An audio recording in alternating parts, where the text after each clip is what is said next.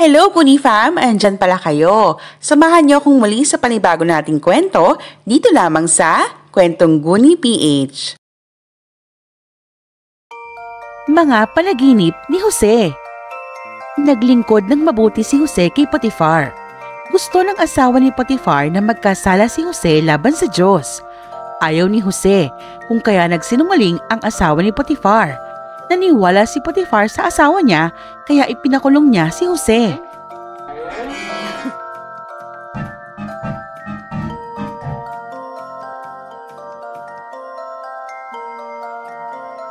Sa kulungan, nakilala ni Jose ang dalawa sa mga alipin ng Faraon.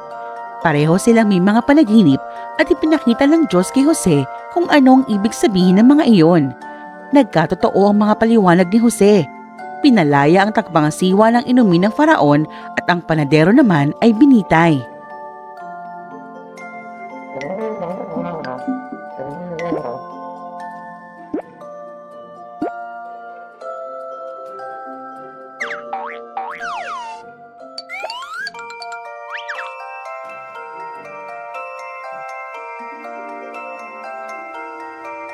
Pagkalipas ng 2 taon, nagkaroon ng 2 nakababahalang panaginip ang Faraon.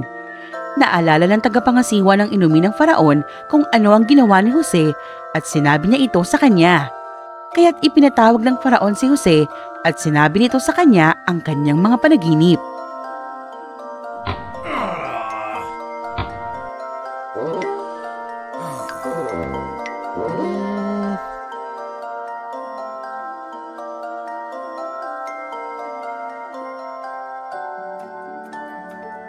Ipinakita ng Diyos kay Jose ang kahulugan ng mga panaginip ng Faraon.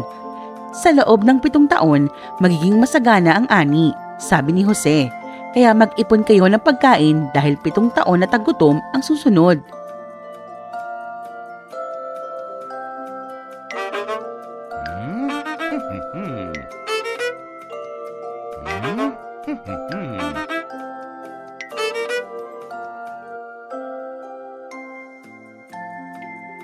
Humanga ang Faraon sa talino ni Jose.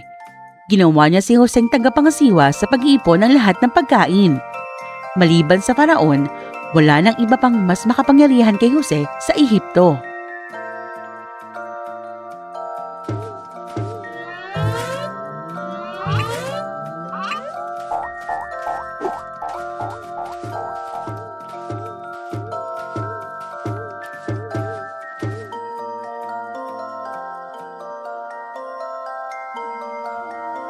Nagpunta ang mga kapatid ni Jose sa Ehipto para bumili ng pagkain. Sila ay yumuko upang magbigay ng galang kay Jose, ngunit hindi nila siya nakilala. Nang makita niya na sila ay nagbago na, siya ay nagpakilala na.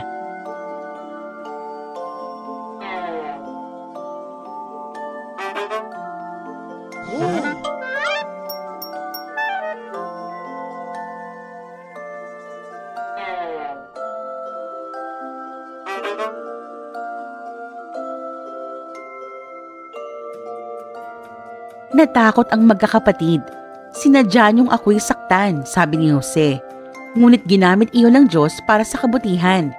Dalhin niyong lahat ang ating pamilya sa Ehipto. Marami tayong makakain dito.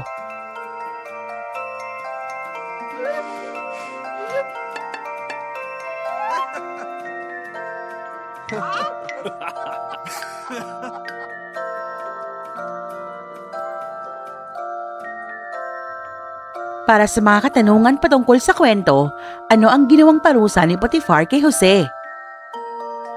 Ano ang espesyal na kakayahan ni Jose?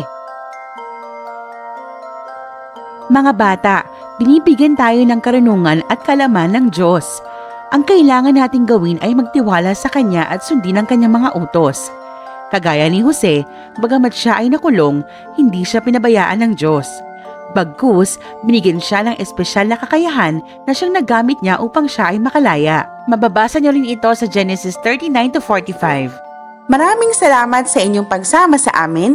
Ito po si Mysteri at magkita-kita tayo sa panibagong kwento dito lamang sa Kwentong Guni PH. God bless you!